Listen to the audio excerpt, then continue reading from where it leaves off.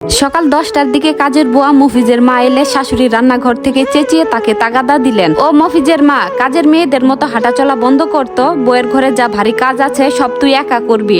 ওরে যদি আমি কোনো কলসি বা পানির বালতি টানতে দেখি তবে তোর ওই দিনের মজুরি কেটে রাখবো। মফিজের মা ময়নার ঘরে এসে ঝাড় দিতে দিতে ফিস ফিস করে বলল, ছোট ভাবি, আমার মুখটা কঠিন হলেও মনে মনে আনন্দ ধরতেছে না।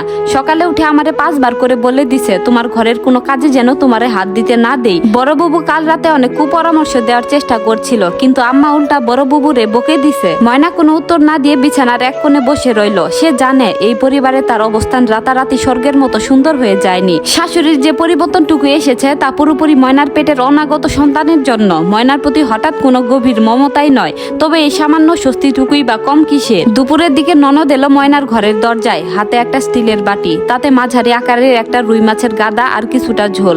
ননদ ঘরের ভেতরে বাটিটা টেবিলের উপর রেখে বাঁকা হেসে বলল, ভাবি, মা এই তরকারিটা তোমার জন্য আলাদা করে রাখতে বলেছে, ঝাল কম দিয়ে ফোড়ন দেওয়া। মা তো আবার তোমার মতো কায়দা জানে না, তাই যেভাবে পেরেছে রাখছে। খেয়ে দেখো, পছন্দ না হলে ভাইকে দিয়ে আবার হোটেল থেকে আনাইও। ময়না সহজ গলায় বলল, আপু, মা কষ্ট করে রেঁধেছেন, এটাই অনেক, হোটেল থেকে আনার কিছু নেই, তুমি এসে বসো না। ননদ যেন একটু অবাক হলো ময়নার এই শান্ত উত্তরে। সে মুখটা একটু ঘুরিয়ে বলল, না, আমার বসার সময় নাই, ঘরে অনেক কাজ। আর শোনো, মা মুখে যাই বলুক, বেশি শুয়ে বসে অলসতা করো না। আমার চাচাতো ভাইয়ের বউকে দেখেছি, গর্ভাবস্থায় সংসারের সব কাজ একা হাতে করেছে, কই কোনো সমস্যা তো হয়নি। এখনকার মেয়েদের একটু কিছু হলেই ঢং বেড়ে যায়। কথাটা বলেই ননদ তরতর করে নিজের ঘরের দিকে চলে গেল। ময়না বাটির দিকে তাকিয়ে হালকা একটা দীর্ঘশ্বাস ফেললো। সে মনে মনে ভাবলো, মুখের এই ধারগুলো হয়তো বোধহয় কমবে না, কিন্তু সে আর আগের মতো এইসব কথায় আঘাত পায় না। সে বুঝে গেছে, মানুষের মুখের কথাকে তো আর বদলে ফেলা যায় না, কিন্তু নিজের মনটাকে তো শক্ত রাখা যায়। বিকেলে রাকিব অফিস থেকে একটু তাড়াতাড়ি ফিরে এলো। তার হাতে একটা পলিথিন ব্যাগ, তাতে কিছু তাজা আপেল, আঙ্গুর আর 1 কোটা হরলিক্স। রাকিব ঘরে ঢুকে ব্যাগটা টেবিলের উপর রাখলো আর ময়নার পাশে বসে ওর কপালে হাত রেখে বলল, শরীর কেমন লাগছে এখন? মাথা ঘোরাটা কমেছে? ময়না মৃদু হেসে বলল, হ্যাঁ, এখন অনেক ভালো লাগছে। তুমি এত তাড়াতাড়ি চলে এলে যে, অফিসের কাজ ছিল না? রাকিব ময়নার হাত দুটো নিজের হাতের মধ্যে নিয়ে বলল, অফিসে মন টিকছিল না ময়না, সারাদিন খালি তোমার কথাই মনে হচ্ছিল। কালকের পর থেকে আমি সত্যি দুশ্চিন্তায় ছিলাম। ঠিক তখনই শাশুড়ি মা দরজার সামনে এসে দাঁড়ালেন, হাতে রাকিবের জন্য 1 কাপ চা।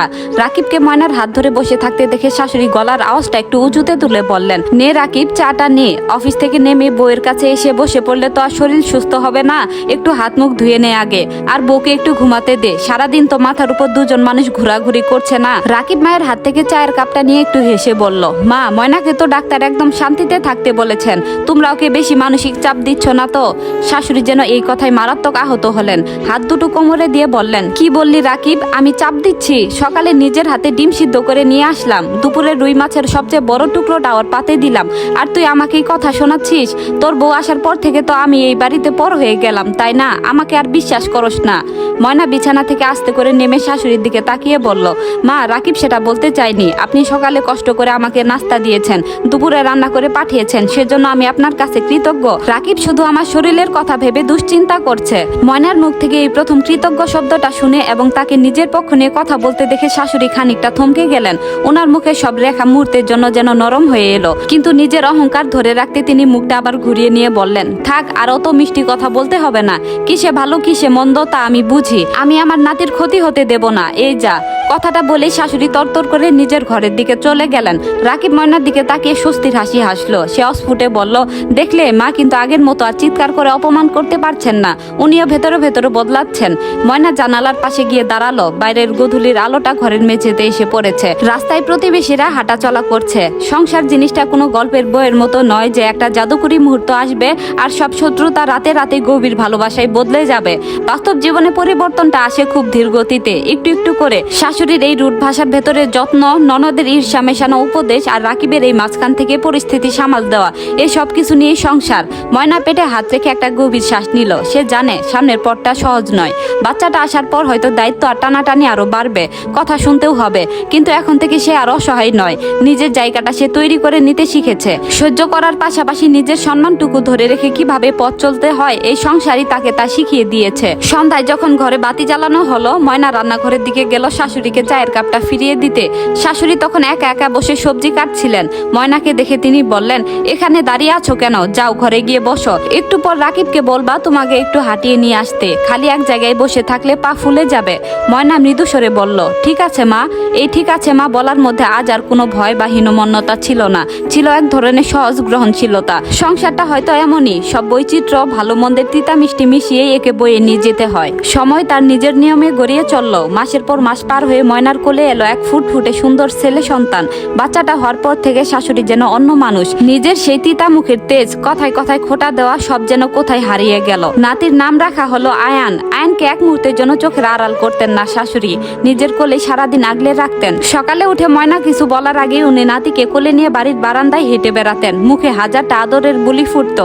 আয়ান বড় হতে লাগলো। একসময় যে শাশুড়ি ময়নাকে এক টুকরো মাছের জন্য হাড়ির তলা দেখাতেও দ্বিধা করতেন না, সেই শাশুড়ি এখন আয়ানের পছন্দের সব খাবার রান্নার জন্য ব্যাকুল থাকেন।